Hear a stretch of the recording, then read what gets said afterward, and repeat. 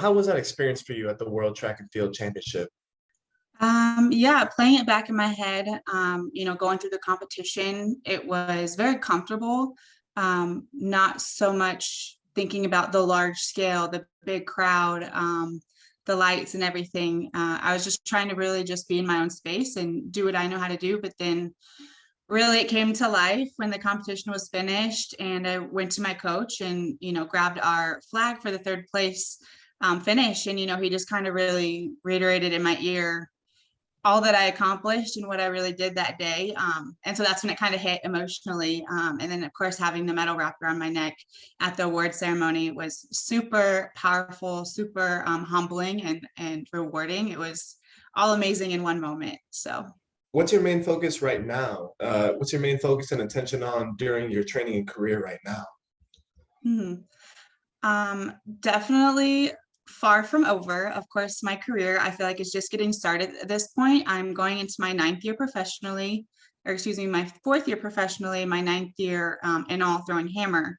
And so I've developed and progressed very quickly. But I do feel like I have a long road ahead. Right now, it's just resting and taking a break from training, emotionally, mentally, physically, kind of resetting, and then we'll start back full swing training in October.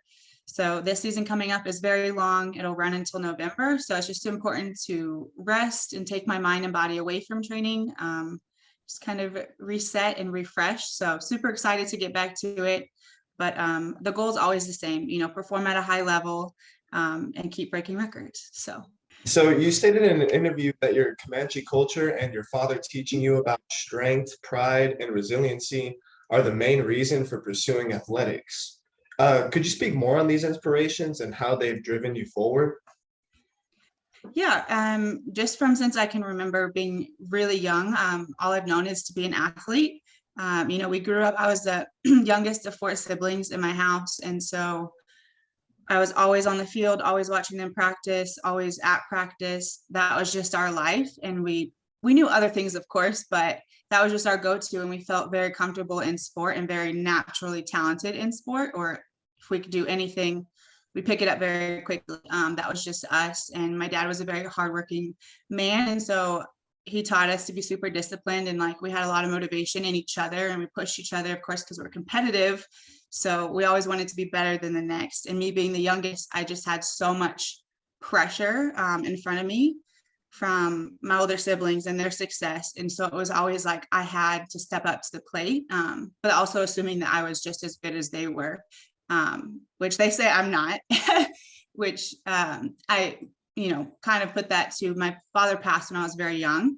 And so I didn't have that experience in those moments with him as my coach and learning a little bit more than they got to. So I kind of just learned on my own and through them growing up. But yeah, it was a huge drive in everything that I do and everything, like the goals that I have. But it's always in the back of my head and heavy, like on my heart with everything that I do athletically, and like wanting to make him proud and wanting to leave our last name in my footprint while I'm here. Going a little bit further on that note, so thinking of what you've already accomplished and still have yet to accomplish, of course, what do you mainly want your legacy to be at the end of the day?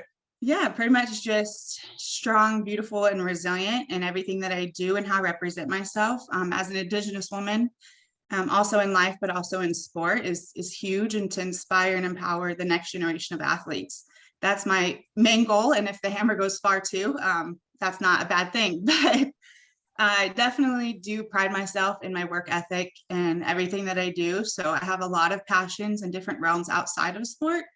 But with that, having like education and dietetics and knowing that the Native American community and my own family experience, it's high prevalence in diabetes and alcoholism and obesity. So it's just wanting to educate as much as I can with the position and role that I have, with to being a role model and a leader and things like that. So just trying to do as much as I can to, make a positive impact in my community is just really the end goal.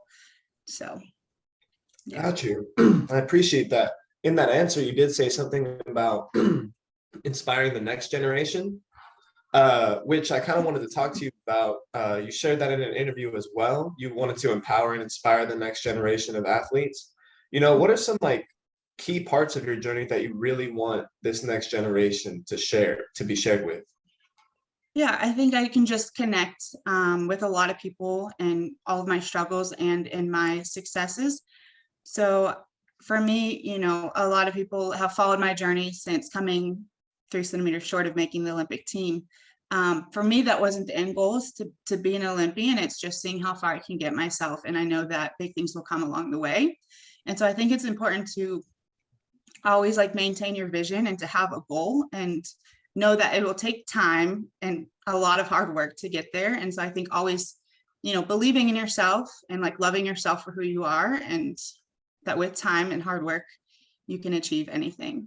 And so I think that's always important from a very young age, because I always thought I was going to be in the WNBA or some crazy job aspiration. And, life took lots of different turns and here I am. And so it's a little different than I envisioned very young, but of course goals change and that's okay. And yeah, so just a year short than the Olympics, or excuse me, a year longer than the Olympic team, but coming out with a bronze in the World Championships is more than I ever thought was possible for me.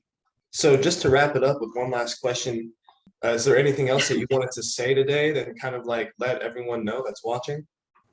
I think just being a strong female athlete, it's okay to be strong, and it's okay to be a thrower and be a girl, and love yourself and your body in all stages. And I think that's pretty killer to be strong and a woman in today's world and accomplishing amazing things.